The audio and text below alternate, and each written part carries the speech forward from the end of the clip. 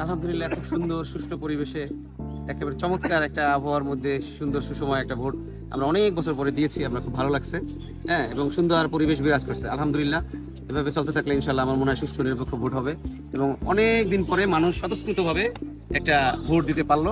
মানুষের মনের আশা আকাঙ্ক্ষা প্রতিফলন করছে, আমি বিশ্বাস করি। আপনি কি আপনার প্রার্থী নিয়ে আশাবাদী? ইনশাল্লাহ শতভাগ আশাবাদী। ধন্যবাদ।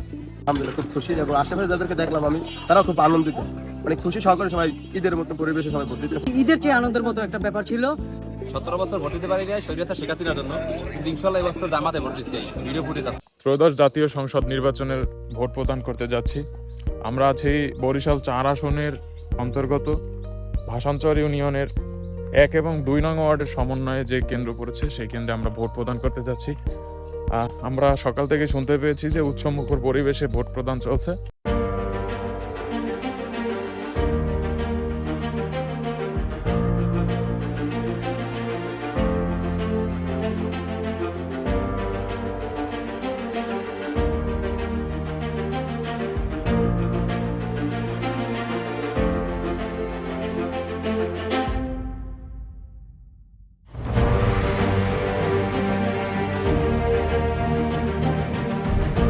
গতকাল থেকেই একটি উৎসবমুখর পরিবেশ আমাদের এলাকায় বিরাজ করছে এবং তারই বহিঃপ্রকাশ আজকে আমরা দেখতে পাচ্ছি।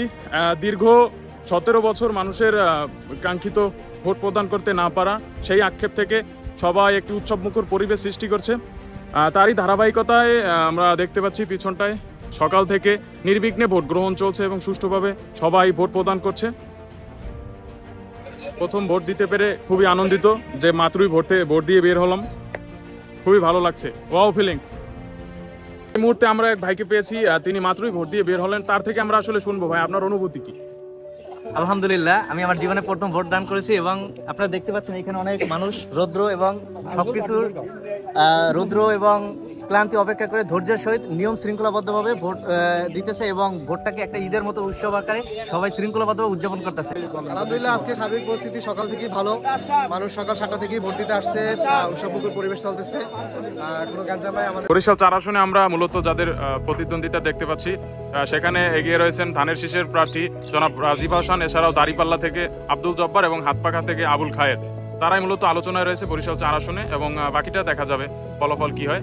যেরকম পরিস্থিতি আমরা সকাল থেকে অবলোকন করছি, আমরা বলতে পারি যে বাংলাদেশের প্রত্যেকটি কেন্দ্রে যদি এরকম পরিস্থিতি বিরাজমান থাকে তাহলে জনগণ তাদের প্রত্যাশিত প্রতিনিধি বাছাই করতে পারবে, এমনটাই আশা করছি। আমরা দেখতে পাচ্ছি আমাদের কেন্দ্রে সম্পূর্ণ সুষ্ঠুভাবে ভোট গ্রহণ চলছে। আমরা যিনি জনপ্রতিনিধি নির্বাচিত হবেন সেটাই আমরা মেনে নেব।